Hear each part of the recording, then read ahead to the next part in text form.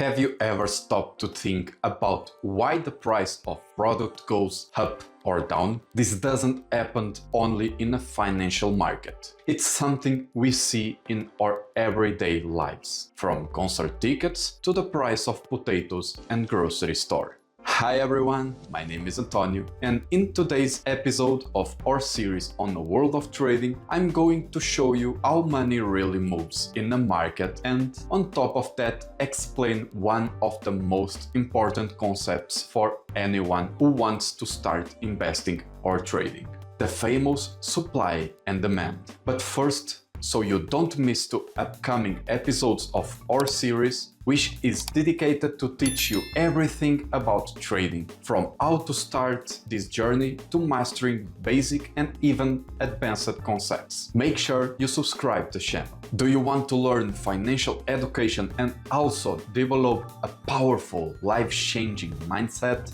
And all of that 100% free? Then you are in the right place. Welcome to my money journey.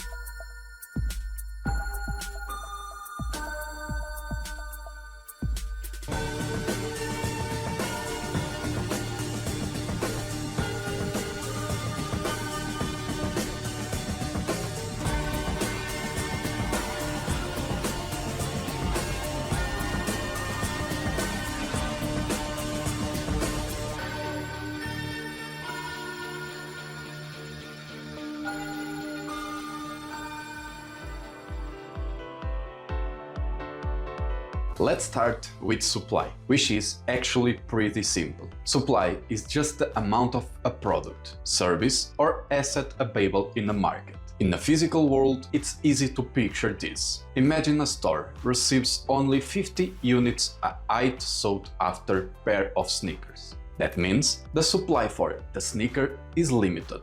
Now, demand is how much people want that thing. When demand is greater than supply, the price tends to go up. When supply is greater than demand, the price tends to go down. Think of the example of a concert by a very famous band. 10,000 tickets go on sale, but 50,000 people want to attend. The result? The price rises. And many times people resell those tickets for even higher price. The same happens with food. In the summer, watermelon production is high and the price drops. In the winter, production decreases and the price go up. This logic is no different in the financial market. Stocks, currency and cryptocurrency all follow the same principle.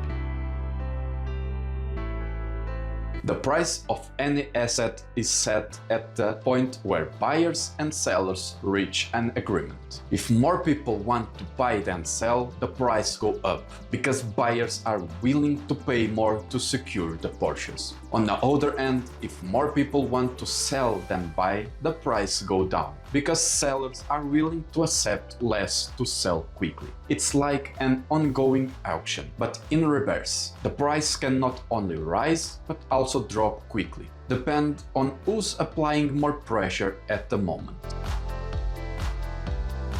And why does a trader or investor need to know all this? Curious to find out? Let's get into it. But first, I have an invitation for you. If you want to go beyond what we cover here in the videos, join our VIP group on Telegram right now. There, you will get exclusive access to tools, types and content to improve your trading performance and even your personal development. Now, you are probably wondering, how much will it cost to me? Come closer. For the first 100 members, it's completely free. But this is for a limited time only, so hurry up. The link is in the first pinned comment and also in the QR code on the screen right now. It's like having a pro shortcut, almost a cheat code, that will help you stop wasting time. And you know what they said? time this money. Don't wait until later. Within this movement, there are two important groups: investors and traders. Investors usually buy and hold an asset for a long time, believing its value will grow over the years. Traders, on the other hand, operate more quickly, taking advantage of short-term price swings to make a profit. When many traders buy at the same time, they can push the price up in the short term. When large investors decide to buy heavily into an asset, that builds confidence and attracts more buyers. No single group controls the market alone, but together they are the fuel that makes price move.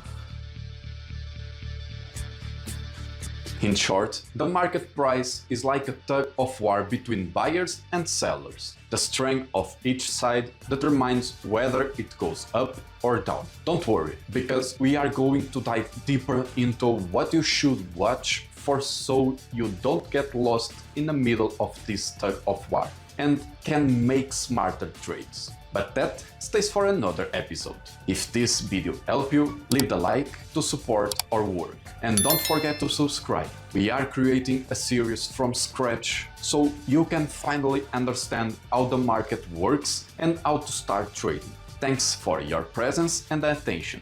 See you in the next video. Until the next time.